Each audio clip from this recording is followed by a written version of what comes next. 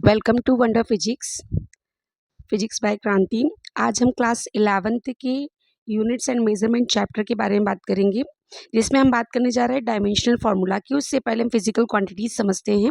Basic physical quantities जिसको बोलते हैं या फिर फंडामेंटल क्वांटिटीज। तो 7 फंडामेंटल क्वांटिटीज होती हैं: length, mass, time, temperature, electric current, luminous intensity, quantity of matter. यहाँ पर मैंने इनके बेसिक यूनिट्स लिखे हुए हैं। लेंथ की मीटर होती है, मास की किलोग्राम, टाइम की सेकेंड, टेम्परेचर की केल्विन या डिग्री सेल्सियस, लेकिन हम बेसिक यूनिट केल्विन यूज़ करते हैं। Electric current ampere, luminous intensity candela and quantity of matter is mole. यहाँ पर इसके साइड में ही मैंने देखिए ये आपको जो बड़े ब्रैकेट में लिख कर दिया है, दीज आर द सिम्बॉल्स। कौन से सिम्बॉल्स है? डायमेंशंस के सिम्बॉल्स हैं। These are the dimensions. ये इन 7 फंडामेंटल क्वांटिटीज की डायमेंशन है। अब केवल इतनी ही क्वांटिटीज तो होती नहीं है, इन्हें तो हम फंडामेंटल क्वांटिटीज बोलते हैं। इसके अलावा और भी बहुत सारी क्वांटिटीज होती हैं जिन्हें हम डेराइव्ड कहते हैं, जो कि डिपेंडेंट होती हैं इन पर। फंडामेंटल क्वांटिटीज किसी दूसरी क्वांटिटी पर डिपेंड नहीं करती हैं, इनकी यूनिट्स किसी दूसरे पर डिपेंड नहीं करती है। लेकिन जो डेराइव्ड क्वांटिटी होती है वह क्वांटिटीज फंडामेंटल क्वांटिटीज पर डिपेंड करती हैं। उनके ही हम डायमेंशन फार्मूलाज निकालेंगे। तो हम डायमेंशन फार्मूला, एक्चुअली में डायमेंशन होता क्या है? तो डायमेंशन जो है वो फिजिकल क्वांटिटीज हैं, वह फिजिकल क्वांटिटीज हैं जो कि पावर्स या एक्सपोनेंट्स होती हैं। किस पर? फंडामेंटल क्वांटिटीज पर। अगर फंडामेंटल क्वांटिटीज पर हम पावर्स या एक्सपोनेंट्स लगा देते हैं तो वह रिप्रेजेंट करती हैं दूसरी अदर क्वांटिटीज को, जो कि डायमेंशन के फॉर्म में हमें शो करेंगी। इन्हें हम डायमेंशन फार्मूलाज बोलते हैं। देखिए, जैसे हम यहाँ एक दो एग्जांपल से समझाती हूँ। एरिया है, एरिया का फॉर्मूला हमें पता है, लेंथ इंटू ब्रीथ होता है। लेंथ को भी क्या मेजर करते हैं? लेंथ में, यानी मीटर में ही मेजर करते हैं। मीटर में मेजर करते हैं और उसका डायमेंशन क्या होता है? एल।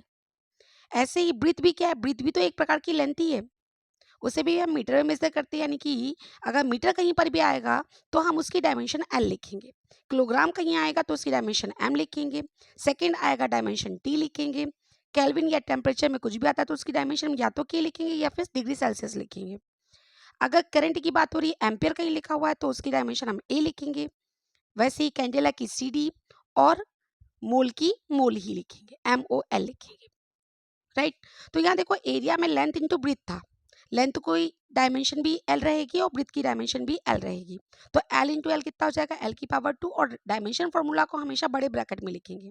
अच्छा, एक बात ध्यान रखना है कि डायमेंशन फॉर्मूला को हमेशा एम एल टी के फॉर्म में लिखना है। तो यहाँ पर मास तो था ही नहीं, तो एम कितना हो जाएगा? 0। एम की पावर 0, एल की पावर 2 और टी की पावर क्या रहेगी? 0, क्योंकि यहाँ पर टाइम भी नहीं था।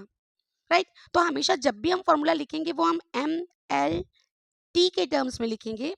इनकी पावर्स जो भी रहेंगी, A B C whatever. इसके बाद जब हम एम एल टी दिखा देंगे, अगर टेम्परेचर आएगा देन के, इलेक्ट्रिक करंट आता है ए, ल्यूमिनस इंटेंसिटी आती है सी डी, और अगर matter of quantity of matter आता है तो मोल लिखेंगे। राइट।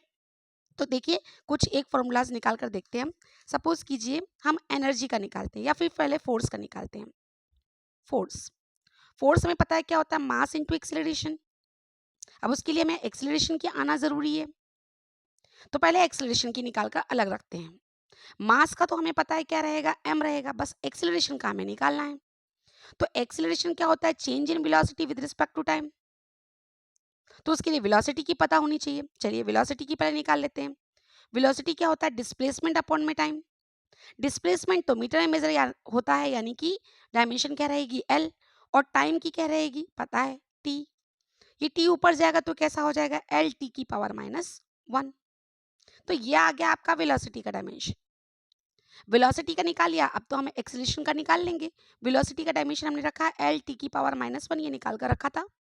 अब टाइम का अगेन डायमेंशन क्या होता है? टी।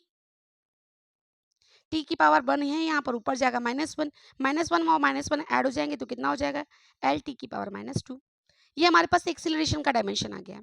अब यहाँ पर हमें मास का तो ऑलरेडी रखा था फोर्स का निकालने के लिए, अब एक्सेलरेशन का और रख दीजिए, एल टी की पावर -2। तो इस तरीके से क्या हो जाएगा डायमेंशन? m की पावर यहाँ कुछ नहीं यानी कि 1 है, l की पावर कुछ नहीं यानी 1 है, t की पावर कितनी हो गई? -2। So this is the dimension of force. अब इसी तरीके से अगर हमको एनर्जी की निकालनी हो, कोई सी भी एनर्जी। एनर्जी को कैसे मेजर करते हैं, कौन सा फॉर्मूला यूज करते हैं हम एनर्जी के लिए? हमें पता है energy actually amount of work होता है, राइट? तो जो एनर्जी की रहेगी वही किसकी रहेगी, वर्क की। और वर्क को हम कैसे लिखते हैं, फोर्स इनटू डिस्प्लेसमेंट। अब फोर्स तो हमें पता है, अभी हम ऑलरेडी निकाल चुके हैं फोर्स की डायमेंशन, एम एल टी की पावर -2, ये फोर्स का था। डिस्प्लेसमेंट हमें पता है मीटर में मेजर होता है, यानी कि एल रहेगा। तो m की पावर यहाँ 1 रही, l की पावर ये 1 है, ये 1 है, तो l की टोटल पावर 2 हो गई और t की पावर -2। इस तरीके से हम और भी डायमेंशंस निकाल सकते हैं। चलिए अब हम यूनिवर्सल ग्रेविटेशनल कांस्टेंट यानी कि g की डायमेंशन निकालने की कोशिश करते हैं। तो हमने एक 9th स्टैंडर्ड में एक फॉर्मूला पढ़ा था फोर्स का, F इज इक्वल टू होता है G m1m2 अपॉन में r²।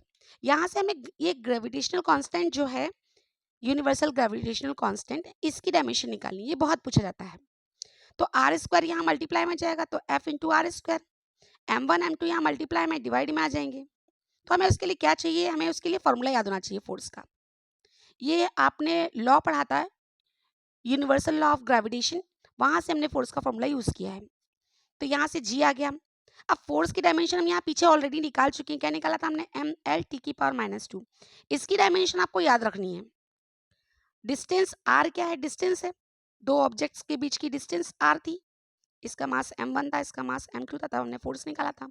तो ये डिस्टेंस r है, तो डिस्टेंस को हम कहाँ मेजर करेंगे, मीटर में, और मीटर है तो डायमेंशन क्या रहेगा, l, और इस पर स्क्वायर था तो इस पर भी स्क्वायर रहेगा।